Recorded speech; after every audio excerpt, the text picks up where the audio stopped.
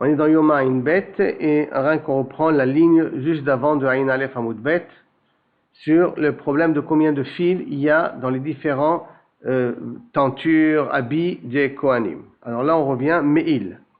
Le Me'il, je vous rappelle, c'est comme un grand talit avec des cloches. Me'il Shte Massar, Mané. Shte Massar. Le Me'il était composé de 12 fils. Minalan, 12 arbres. Donc comment on est arrivé à la conclusion qu'il y a 12 fils? Dirti, Basita et Me'il ha'efod. Tu feras le Me'il ha'efod Kelil Techelet. Entièrement en Techelet. Seulement, quand il y a marqué Kelil, ça veut dire qu'il faudrait. Kelil, ça veut dire Gadil. Et il nous dit Rashi, Ve'en Gadil Pachot Mishnaim. Ça veut dire que déjà, les fils vont être multipliés par 2. Bialif Techelet, Mitchelet Miparochet. Et on fait un Ekesh entre un Gzarashava, entre Techelet qui a marqué dans le Me'il, et le Techelet qui a marqué dans la Parochet, dans le vilon là qui sépare le Kodesh HaKodashim du Kodesh, du Echal, Male Alan Shisha. Et on sait déjà, qu'on a déjà appris que chaque fil, quand il y a marqué Shesh, chaque fil était composé de 6. Les seuls fils qui étaient composés de 8, je vous rappelle, c'était les fils qui tenaient les Pahamonim, d'accord? Eux, ils étaient composés de 8. Mais normalement, tous les autres fils sont composés de 6. Donc, Male Alan Shisha, Afkan Shisha. Comme là-bas, il y en a 6. Alors là aussi, il y en a 6. Alors, par conséquent, si on a théoriquement 6 et on a 4 éléments, 4 fois 6, ça nous fait donc 24, ici, a priori, fils qui existent sous le Me'il en question. Mechila, non, Mechila, ça fait, non, Mechila, une erreur.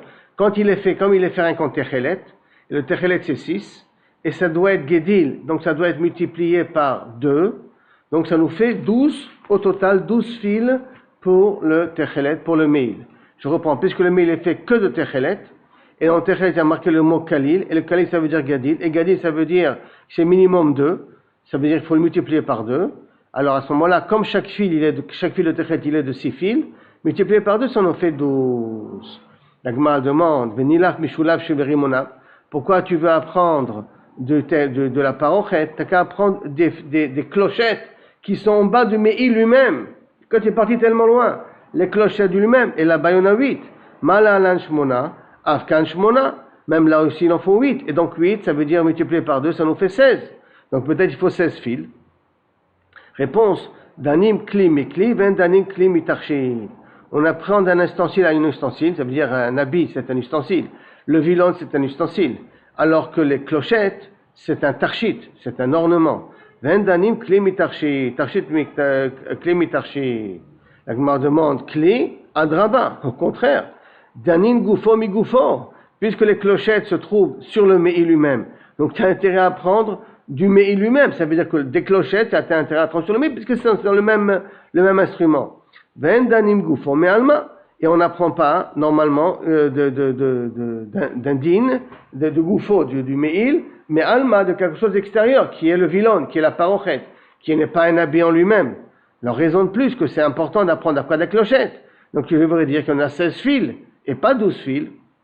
La réponse, Haïnu d'Abrina l'ishar begadim shelo nemaim baim shesh. On se rappelle qu'il y avait marqué 4 fois le mot shesh, et un des 4 fois c'était le mot bad. On avait dit qu'un des shesh, qui était marqué, Shesh la mitznefet, Shesh la avnet, Shesh la meil. Non, il y a marqué 6 fois, pas la mi, excusez-moi. Pour l'autre. Il y avait marqué 6 fois, pour la coutonne, il y avait marqué Shesh. Il y avait marqué donc, excusez-moi, 4 fois le mot Shesh. Dans l'une des fois, c'est pour les autres cas, les autres types de fils. Alors, c'est quoi les autres types de fils? Eh bien, par exemple, le cas du Me'il, que justement, là-bas, il y a 6 fils. Et comme c'est Techelet, Ketil Techelet, Kelil Techelet, Kil, on avait dit que ça veut dire couper en 2, c'est pour ça que ça nous fait 12.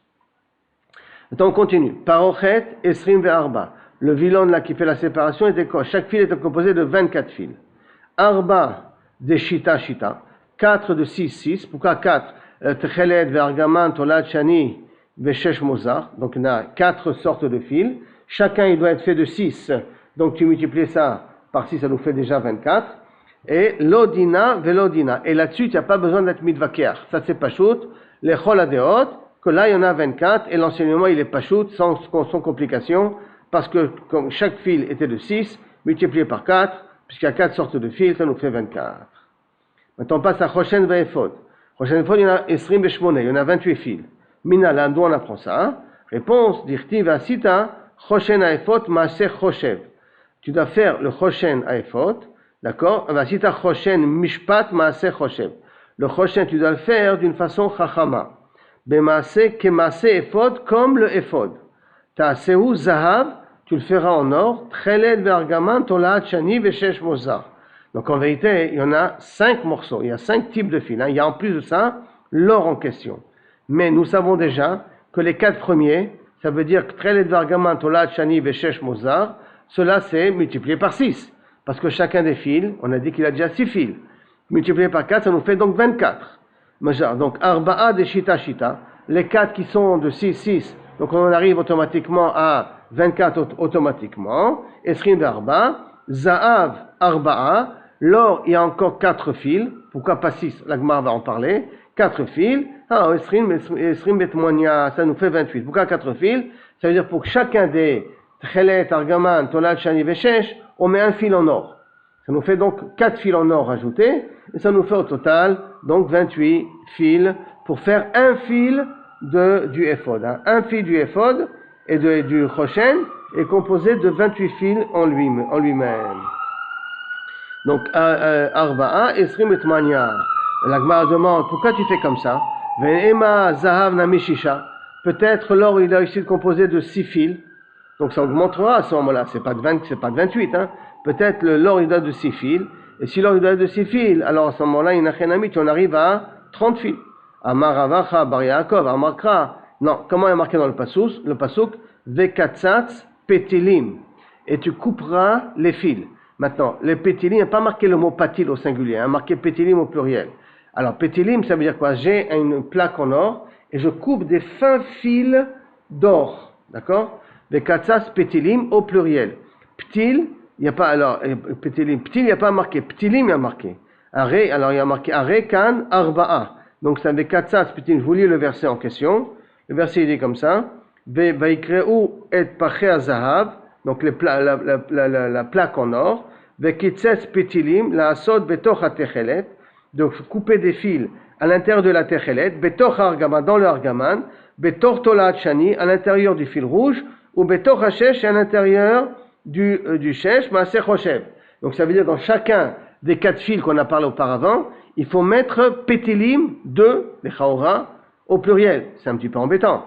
Ça va vous en faire beaucoup tout ça. Mais katsas petilim, arekan arba'a. Donc comme il y a marqué le mot le katsas petilim, il faut laisser au pluriel. Et il y a petil et petilim, donc ça nous fait déjà, on multiplie par 2. Arekan arba'a, j'en fais 4. Ravashi, pourquoi 4? On va voir, 2 minutes. Hein. Parce qu'a priori, c'est plus. Si je fais 2 par 4 fils, ça nous en nous faire 8, pas 4. Hein. Ravashi Amar, Kra, Laasot, Betoch ha-techelet ou Betoch ha-argaman. Il y a marqué qu'il faut le mettre dans le techelet, dans le argaman. Echina avid. Comment tu veux faire? Echina avid. Arba'a, trait des traits. Si tu prends 4 fils, dans chaque fil tu en mets 2, avec le utmania, ça nous fait 8. Puisque tu m'as dit le mot petilim au pluriel. Donc ça veut dire qu'il il faut que j'ai chaque fois 2 fils. Donc 2 fils pour chaque fil, ça nous fait 8. D'accord? Echinavid. Donc comment on va faire? Avec mania. Navid trait, des traits, peut-être on mettra 2, parce qu'il faut faire petilim, hein? 2 pour 2 fils, trait, de chad, et 2 fils de 1. Ça nous fait donc 2 fils de 2, ça nous fait 4, et bien entendu, les 2 autres fils de 1, ça nous fait 6. Donc c'est pas possible. Alors, et là, ve'asita, shiyu kol asiyot shavot. Mais comment il y a marqué dans le pasuk? Ve'asita. Comme ve'asita, ça veut dire qu'il faut tous les fils se ressemblent. Par conséquent, pour que tous les fils se ressemblent, il ne nous reste plus que à mettre un fil sur chaque fil. Un fil sur chaque fil, ça nous fait 4 en question. Maintenant, pourquoi pétélim? Parce que inachenami, chaque fil, tu le mettras dans les 4 fils, donc c'est pour ça que ça peut jouer au niveau du pluriel. Mais en vérité, parce qu'il y a marqué ve'asita, ça nous force à mettre, il faut que tous les fils correspondent entre elles. Jusqu'à là, sur les fils. La Gemara continue. Amar Rechava. Rechava a dit, c'est un nom d'une personne. Amar Rabbi Yehuda, Hamekare abigde keuna loke. Celui qui prend les habits du Kohen et qui les déchire, entend bien Yoram, hein? Déchirer un habit d'un Kohen, Chaya Malkot. Shenemar loikarea, qui ne sera pas déchiré. Makif le Ravacha Bar Yaakov. Ravacha Bar Yaakov pose la question, mais Dilma Achikama. Peut-être qu'il a mal compris le pasuk. Peut-être Achikama Achamana. Peut-être comme ça veut dire le pasuk. Na'avid le Safa. Fais-lui une ouverture ici. Et Chidelon Nikara. Comme ça, il ne se déchirera pas. Donc, fais-lui un genre de V. Comme ça, il ne peut pas se déchirer. La Gemara demande Miktiv Sheloikara avec un shin. Est-ce que c'est marqué dans le pasuk Sheloikara qu'il ne faut pas qu'il se déchire? Il y a marqué Loikara. Donc, quand il y a marqué Loikara, ça veut dire que tu dois faire attention à ce que Kaviachol lié. Tu ne peux pas faire attention que la personne qui déchirera l'habit d'un code du Kohen, qu'il sache qu'il est Chayav Malkot là-dessus, il est ouvert sur un lave. Ce même idée, on le retrouve sur un autre dit. Rabbi Eliezer Omer, Ameziach Choshen Me'al Ephod. Le Choshen rappelle donc l'Ephod, c'est les bretelettes là, avec le tablier qu'on porte, et ils sont attachés avec des chaînes, et il y a le pectoral, donc le Choshen qui est posé dessus. Ça, il doit tout le temps être ensemble, attaché au Ephod. Si on le détache du Ephod, Choshen Me'al Ephod, si on le détache du Ephod, va Messir, celui qui fait ça, et va Messir Badé Aaron, et celui qui enlève les poutres qui tiennent le Aaron abri, qui enlève les poutres, loké, il est Chayav Malkot. Pourquoi il est Chayav Malkot? Sheneema, comme c'est marqué dans le pasuk, Lo Izach, tu n'as pas le droit d'enlever le Choshen du Ephod, Velo Yassur, tu n'as pas le droit d'enlever les poutres, les maclotes, là, pas les poutres, les maclotes, comment on dit maclotes en français, j'ai oublié un petit peu, les maclotes, tu n'as pas le droit de les enlever du Aaron abri. Matkif le Ravacha Bar Yaakov, la même question qu'on avait dit sur le problème de Techelet, alors là, excusez-moi, sur le problème là des habits du Kohen, alors on le pose aussi sur le Aaron. Matkif le Ravacha Bar Yaakov, Dilma Kikama Rachamana Chetkinu Vadvinu Shapir, Kede Shelo Izach. Peut-être le pasuk vient uniquement te dire attache-les bien ou fais-les rentrer bien pour pas qu'ils sortent. Velo Yassou, pour pas qu'ils se déconnectent comment on appelle ça, le Choshen. Et bien Shelo Yassou, et que les poutres ne s'enlèvent pas. La Gemara répond Miktiv Shelo Izach, Ve Shelo Yassou. Est-ce que c'est marqué avec un shin? Ne mêlez et fais attention Shelo qu'il ne sorte pas, ou il y a marqué ne le fais pas sortir? Il y a marqué Lo Izach, Velo Yassou. Comme il y a marqué Lo Izach, Velo Yassou, donc ça voudrait dire que j'ai le droit de mettre les poutres sur le haron, comme on va voir tout de suite. Ils ont le droit de bouger dans le haron, mais je dois faire attention qu'ils soient dans les deux bords assez épais pour pas qu'ils sortent, parce que le fait de le faire sortir, tu es ouvert sur un lave. De même pour le éphod, tu dois faire attention qu'il est attaché avec des anneaux et pas le déconnecter du pectoral. Rabbi Yossi Bar Chanina, Ramektiv. Rabbi Yossi Bar Chanina, il objecte deux psukim l'un à côté de l'autre. Betabaot Aaron iou abadim. Donc dans les anneaux du Aaron, tu mettras la poutre en question. Lo yasuru mimeno. Attention, qu'il ne jamais enlever la poutre du Aaron. Vektiv, et pourtant c'est marqué aussi. Vova et badav betabaot. Et tu amèneras, donc tu prendras, et tu amèneras les poutres, et tu le feras rentrer dans les tabaot. Ad ketzad. Mitparkin. Ve'en nishmatin. Ah, comment c'est possible? Alors il faudrait dire que mitparkim, ça veut dire que tu peux les faire rentrer et les faire sortir. C'est pas que tu dois les construire avec le haron. Les poutres là ne doivent pas être construites avec le haron. Et là, tu as le droit de les mettre à l'intérieur. Tu as le droit de les faire bouger dans les tabaot, mais débrouille-toi qu'ils ne peuvent pas sortir. Donc il faut que les bouts des badim soient un peu plus épais, qu'après que tu les as fait rentrer, ils sont un peu plus épais. Comme ça, tu ne peux plus les faire sortir. Tanya Namiachi. Et donc, il y a une braïta qui dit aussi la même chose. On est dans les 7 dernières lignes de la Gemara. Tanya Namiachi. Betabaot ha'aron yihu abadim. Dans les anneaux donc, du haron, tu devras mettre les badim. Yachol lo yuzazim imekoman. Est-ce qu'il faut qu'ils soient même vissés et qu'ils ne bougent pas de leur endroit? Talmud lomar, v'uva et badav batabot. Et tu amèneras les badav dans les tabaot. Donc, de fait d'amener, ça veut dire qu'ils peuvent bouger à l'intérieur. Et puisque tu dois amener les poutres, tu n'as pas construit l'Aaron avec les poutres. Tu dois amener les poutres qui sont en or, hein. Tu dois amener les poutres et les faire entrer à l'intérieur. Alors peut-être, alors peut-être je peux les enlever et les remettre quand je veux. Talmud Lomar, betabaot Aaron iyu. Il faut qu'ils soient sur les tabaot du Aaron, sur les anneaux du Aaron. Iyu abadim, haketzad. Comment c'est possible? Mitparkim ben nishmatim. Ils peuvent bouger, mais ils ne peuvent pas sortir. C'est pour ça que je répète, les deux bouts des poutres, ils doivent être un peu plus épais pour ne pas qu'ils sortent. Amar Rabbi Chama bar Chanina. Maïdirtiv, que veut dire le pasuk? Atse shitim omdim. Pour les poutres qui tenaient un petit peu tout le mishkan à l'extérieur, c'était Atse shitim. Mais il y a marqué le mot omdim, se tient debout. Ça veut dire quoi omdim? Shomdim der gdilatan, qu'il faudrait que tu les mettes comme ils ont poussé. Ça veut dire que si la poutre elle est comme ça et que les racines étaient de ce côté-là, alors c'est comme ça que tu dois les poser. Tu ne dois pas les poser à l'envers. Il ne faut pas que l'endroit des racines soit vers le haut. Et là, comme ils ont poussé, c'est comme ça que tu dois pouvoir les poser. Ça pourquoi? Parce que c'est Yaakov Avinu qui a planté ces Hatzeshitim, et Yaakov Avinu c'est le Midat HaEmet, donc il faut aussi que les poutres, ils ont la Midat HaEmet. Ça veut dire qu'ils ont la même forme comme s'ils étaient un arbre. Donc où sont les racines, où sont les branches du haut. D'avoir à faire une autre explication, Omdim Shemamidim et Tzipuyam. C'est quoi Omdim? C'est qu'ils arrivent à tenir aussi l'or qui sont recouverts. Comme l'or était très fin et qu'ils ne pouvaient pas tenir sur le bois, il fallait le clouer. D'accord? Et donc ça, il te permet à faire tenir les fines plaquettes d'or qui ornaient les poutres en question. Davar acher omdim, une autre explication, qu'est-ce que ça veut dire qu'omdim? Shema tomar avad svaran batel sekuyan. Si peut-être tu vas me dire qu'à partir du moment où le mishkan ne sera plus fonctionnel, les poutres on peut les jeter, quoi, ils n'ont plus de valeur.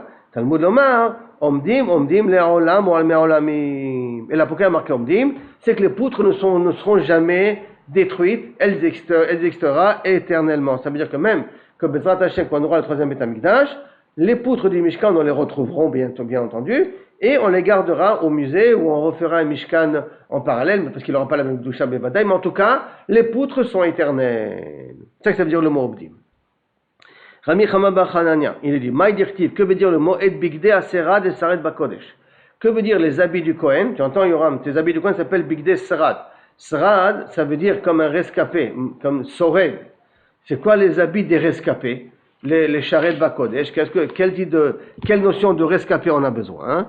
Et là, parce qu'il n'est pas mort là-bas? Non, bigde aserad, c'est de façon générale tous les habits du Kohen, de tous les Kohanim. C'est l'abdavka du Kohen Gadol. D'accord? Il s'appelle Bigde Aserad. Donc maintenant, Ilmale, ça veut dire quoi? Et là, Ilmale Bigde Keuna, lo nishtayer mishonem shel Israël sarid ou palit. S'il n'y avait pas les habits du Kohen, Chad Veshalom, les ennemis de Ham Israël, les sonem d'Israël n'auraient pas existé. C'est péjoratif, hein?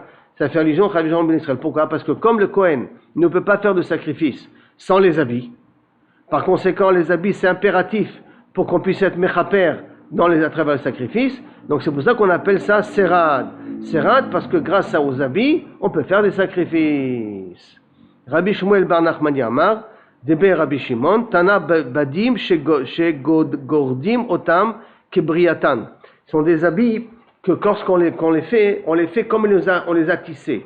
Ça veut dire que ce sont des habits sans couture. Il faut que par exemple la coutonnette, elle a été faite sans aucune couture. On va voir que c'est pas tout à fait exact, mais en tout cas, la coutonnette, je vous rappelle, c'est chez la djellaba. Hein.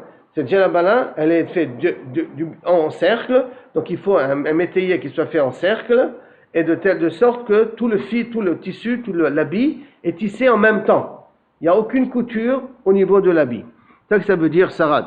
Chez Meshardin, même kloum. Qu'on laisse, Meshard, là c'est du mot laisser. Hein.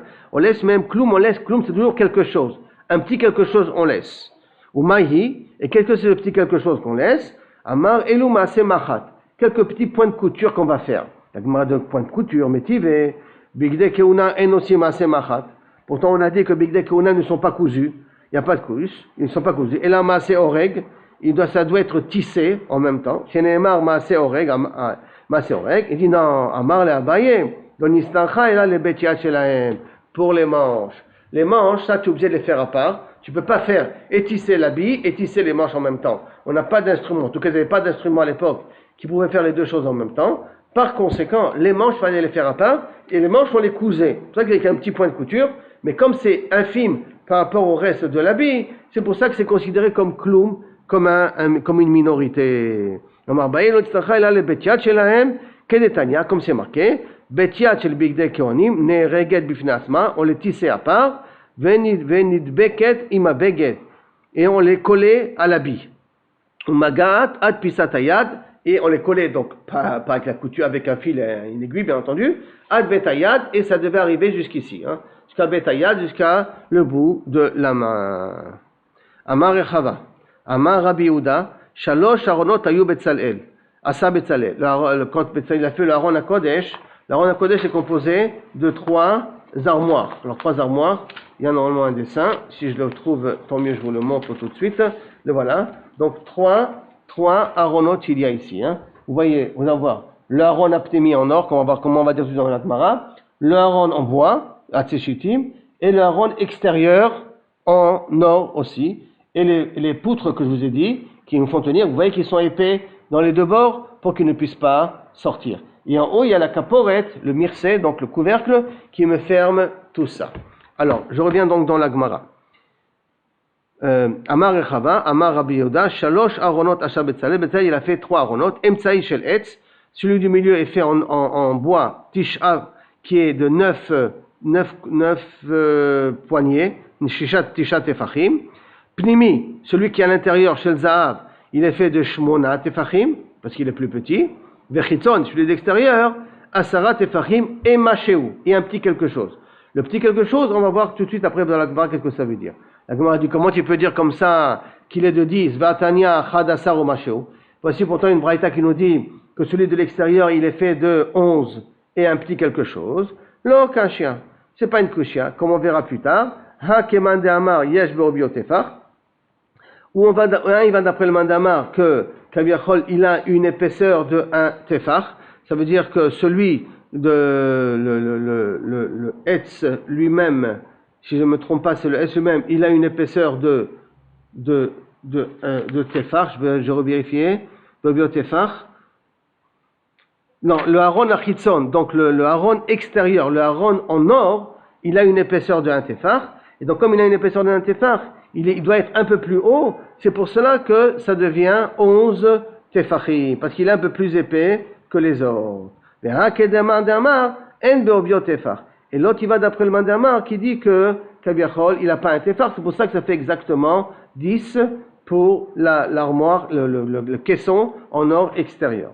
Maintenant, on avait dit Machéou, 10 plus quelque chose, ou 11 plus quelque chose.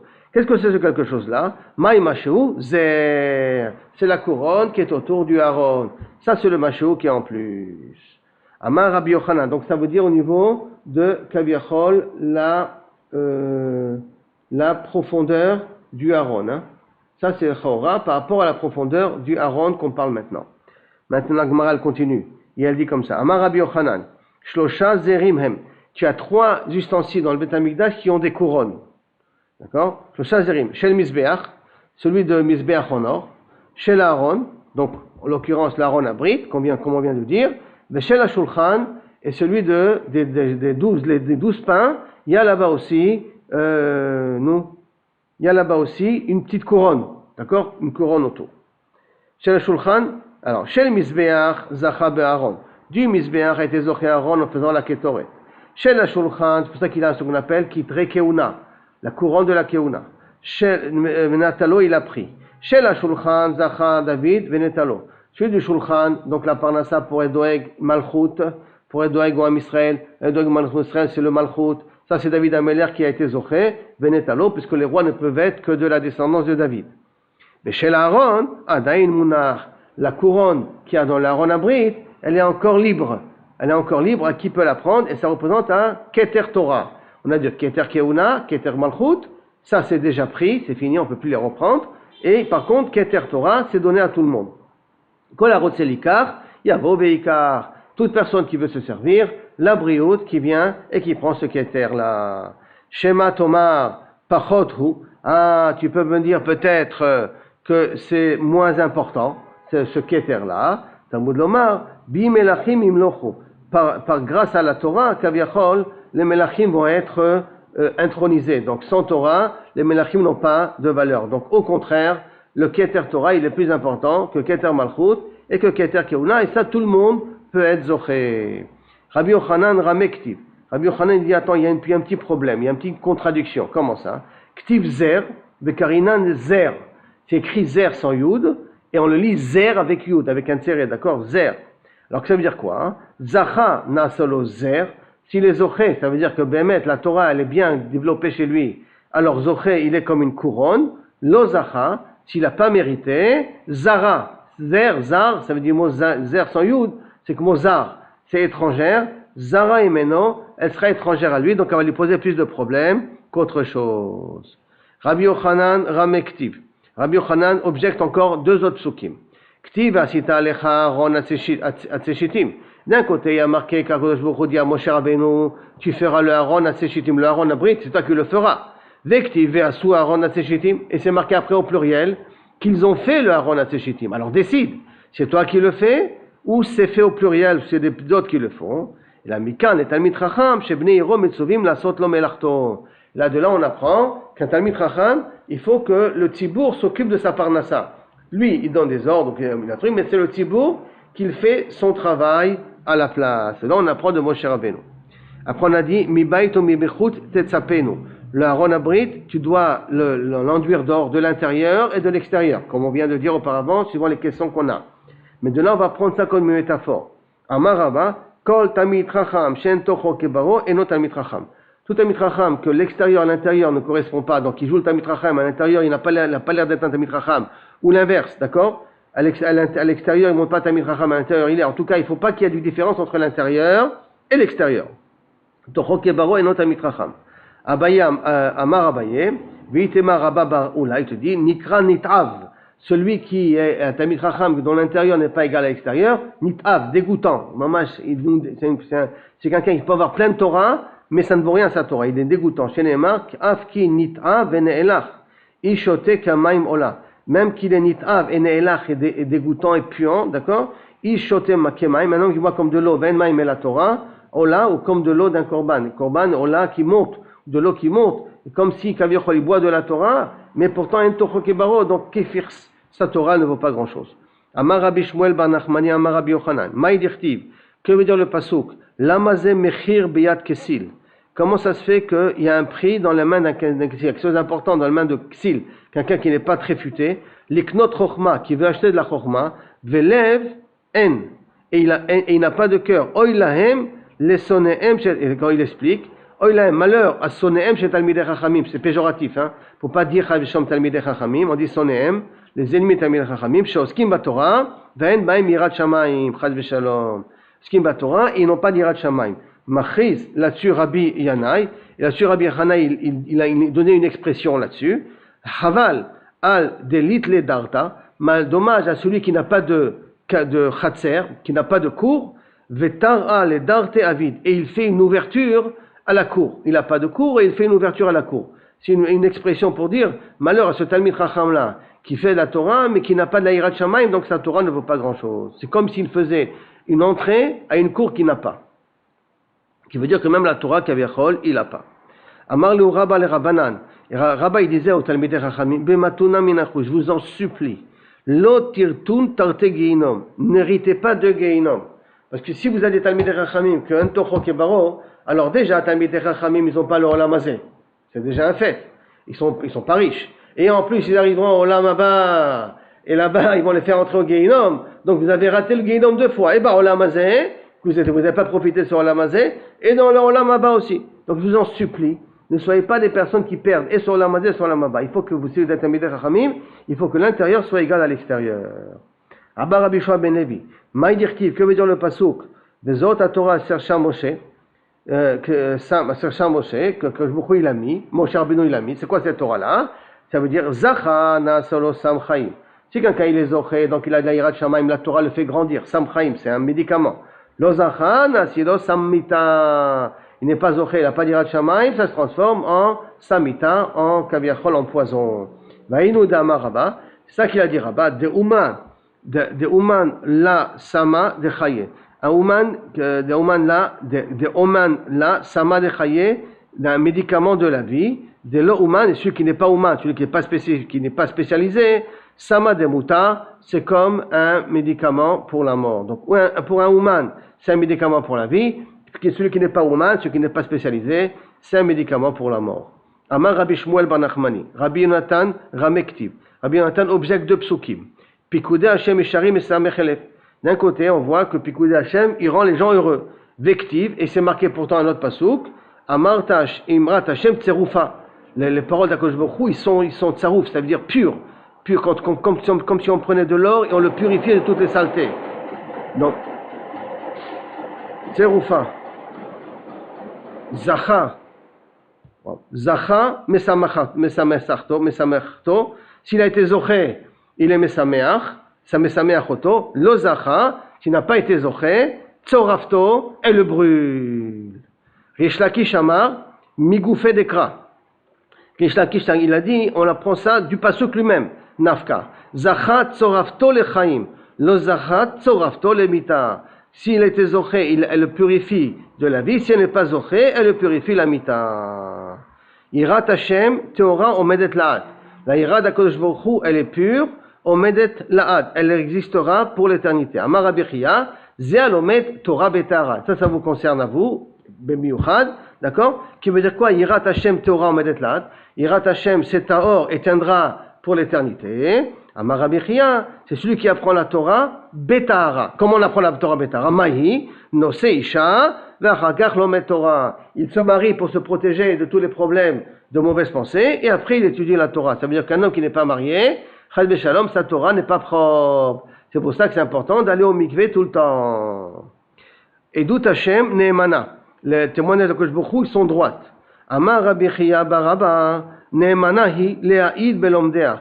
Edut Hashem, elles sont neemana de témoigner pour ceux qui l'apprennent. Que ceux qui l'apprennent, ils ont la possibilité de pouvoir changer. Et de la Torah va prouver qui sont les gens qui sont émettes et qui sont les gens qui ne sont pas émettes. Maintenant, on revient à les tentures qui étaient dans le Mishkan. Maaseh Rokem. On avait dit que les tentures étaient Maaseh, un acte qui était Rokem, qui était tissé. Maaseh Choshev, c'est un acte qui était réfléchi. Amar Rabbi Lazar, ça veut dire quoi? C'est d'abord on fait le dessin, makom shechoshvim. Donc d'abord où on pense, d'abord on fait le dessin, et après on commence à dessiner ce qu'on veut dessiner. Tana Mishme de Rabbi Nechemia. Il me braille au nom de Rabbi Nechemia. Rokem maaseh machat. Rokem, ça veut dire que tu fais avec une aiguille et un fil, donc tu tisses ici quelque chose. Lefikar par tsouf echad.